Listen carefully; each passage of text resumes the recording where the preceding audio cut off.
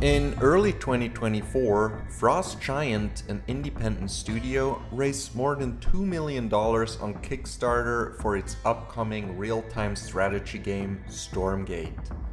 Fast forward to 2025, and Tim Morton, the studio's CEO, announced that the company is not getting the sales that they had hoped for, and several employees are already looking for their next gig.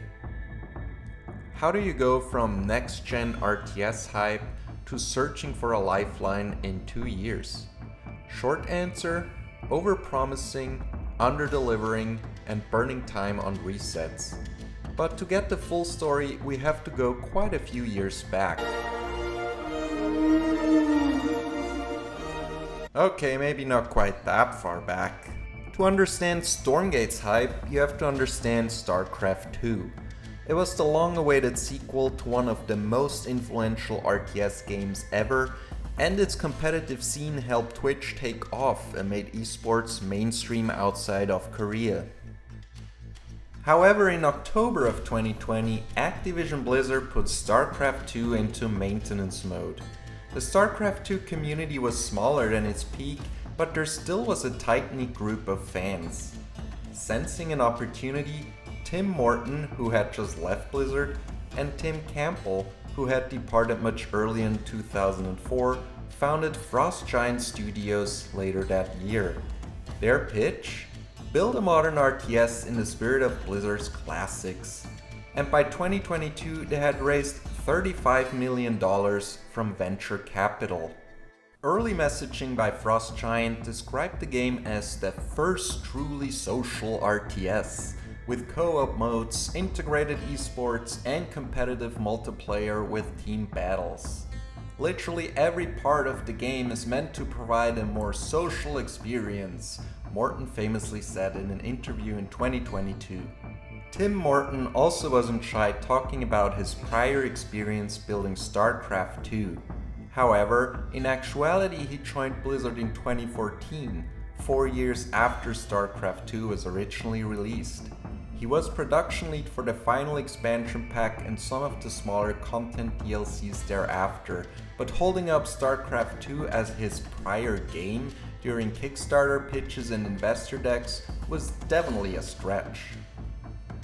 Another new game announcement. We're going to announce a brand new game and universe from a new team of legendary developers. Check this out. Stormgate's first big public showing came at Summer Game Fest 2022 with a cinematic trailer. In the trailer, a female protagonist is researching some ancient artifacts when she suddenly gets overrun by a horde of demons.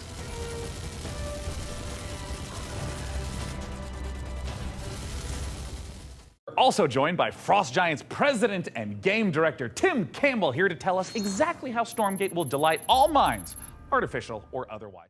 Then came PC Gaming Show 2023, where Frost Giant revealed the first in-game footage. It looked a little rough, but most viewers gave it a pass since it was pre-alpha footage. Though, the bright, cartoonish visuals drew some side-eyes for looking a bit too Fortnite and not enough StarCraft. What you've seen today is just the tip of the iceberg. We have so much more in store. We're going to be revealing a bunch of stuff about Stormgate the rest of this year. We're introducing new modes. We have a 3-player versus AI cooperative mode. We have team-based competitive modes. We're going to be sharing information about our storyline and campaign. By December 2023, expectations and hype reached a peak.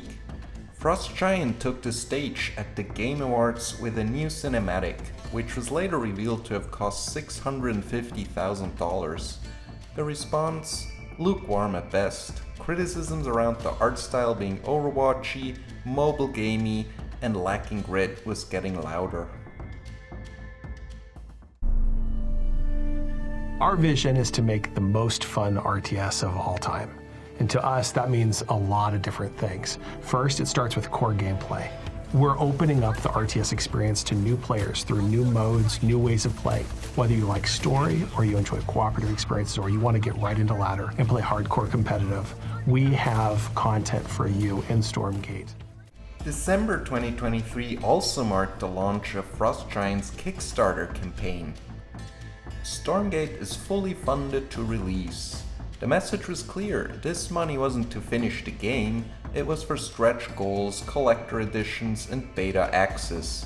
The core funding, they claimed, was secured.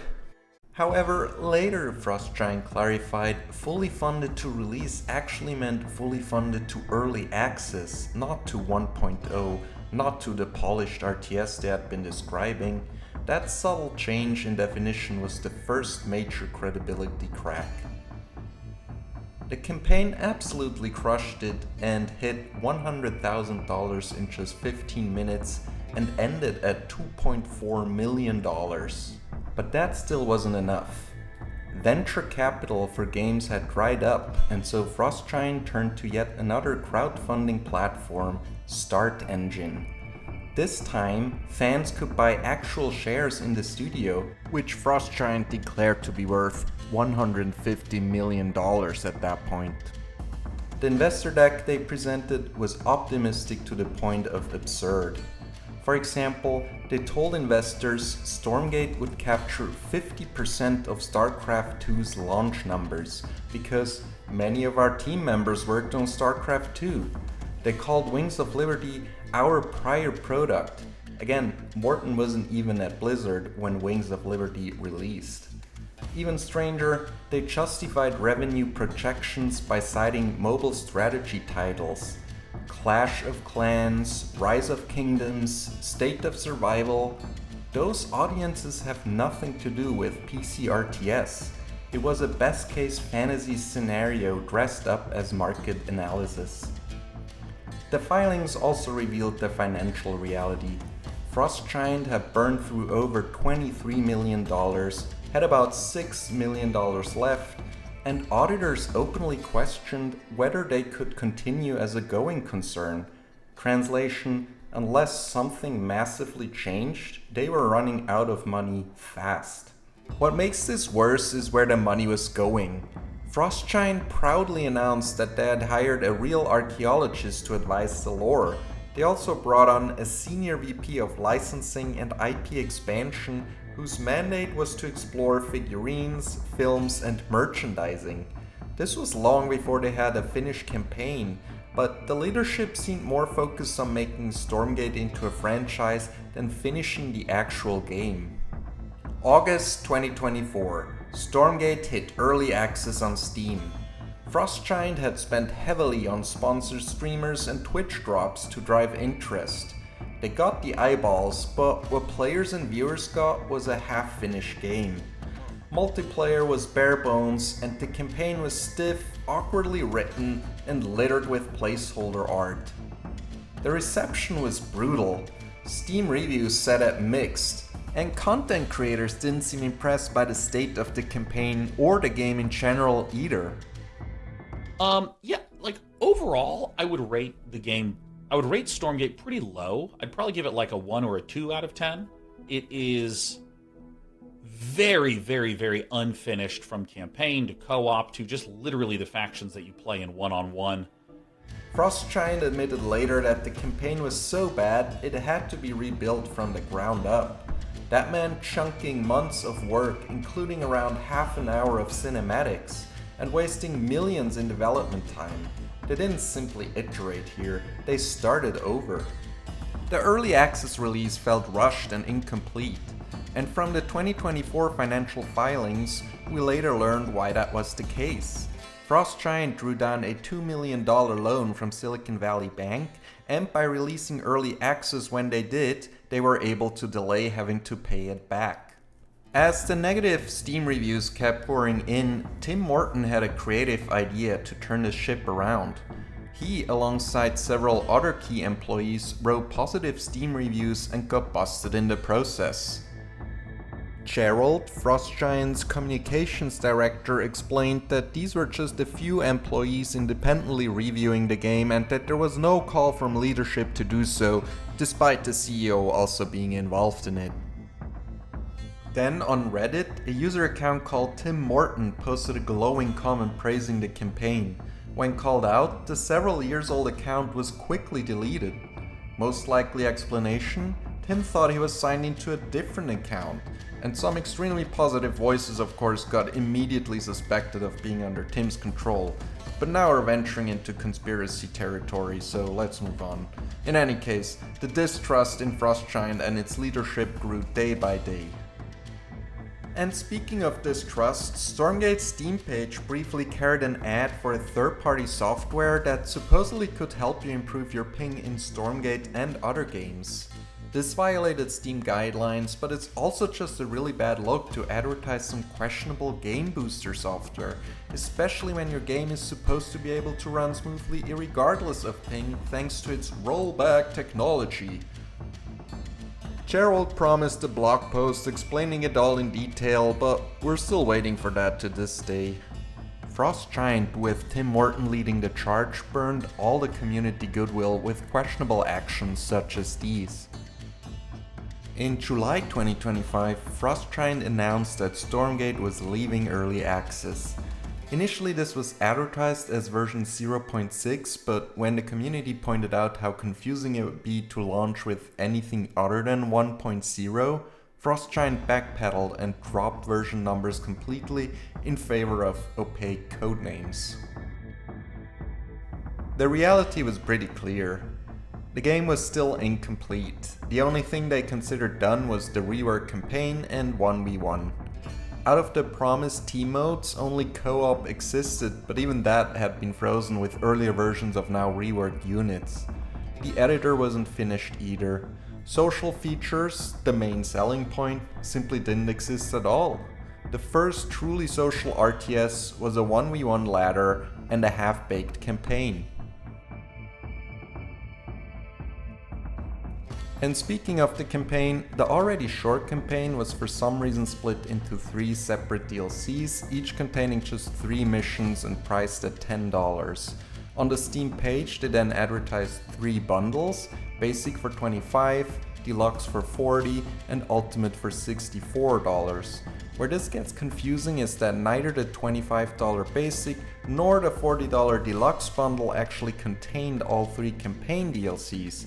Only the $64 Ultimate bundle contained the entire campaign. To get the DLCs at the advertised price of $10 per 3 missions, you had to buy them through the in-game store that was only visible after starting the game. Yet another unforced error that made this launch confusing. Steam reviews still hovered in the 50 to 55% positive range, and content creators reviewing the campaign echoed that sentiment strongly. It's so bad, man.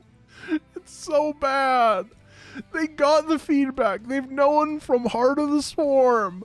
They have known for 12 years that having a giant laser beam solve your problems in RTS is not what people want. Stormgate's campaign launched with audio bugs, gameplay bugs, mislabeled achievements, boring and unoriginal dialogue and storytelling, missions so easy that you barely had to play to beat them, even on the hardest difficulty, and just one of the most disappointing endings that I've played in a video game ever.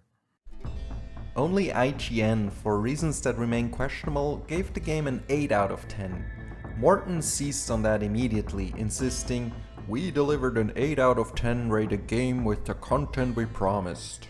Whether you like story, or you enjoy cooperative experiences, or you want to get right into ladder and play hardcore competitive, we have content for you in Stormgate. We have content for you in Stormgate.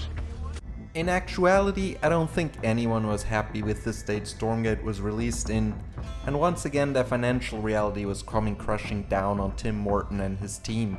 The financial filings showed that at the end of 2024, Frostgiant was basically down to their last penny with only $25,000 remaining in their war chest. They somehow managed to get additional investments from Bitcraft Ventures, which is how they managed to survive the first half of 2025, but with funds running out, they were forced to release what they had. After the launch, Morton admitted that sales and concurrency were below expectations. He said he was looking for a publisher to partner with and hinted at possible layoffs, and then followed up with several more posts where he spoke of Stormgate in the past tense. Bigcraft and other investors may have kept Frost Giant alive longer than expected, but the fundamental problem never changed. They burned goodwill, burned money, and failed to deliver the product they pitched. Stormgate was supposed to be the RTS revival. Instead, it's a case study in how not to spend $40 million. They promised next-gen RTS, funded until release, and the first social RTS. They delivered a half-baked campaign, missing features, sock puppet reviews, and financial filings warning of collapse instead. So, was it all just a scam? No, I don't think Tim Morton set out to defraud investors or milk the community. He had a grandiose vision and either underestimated the work or assumed more funding would arrive. Instead of building a standout campaign with real lore and using that to fund the rest, they built thin versions of everything at once. 1v1, campaign, co-op, 3v3, and none of it impressed. The game that was meant to save and revive RTS has become its own cautionary tale. It's so bad, man. It's so bad.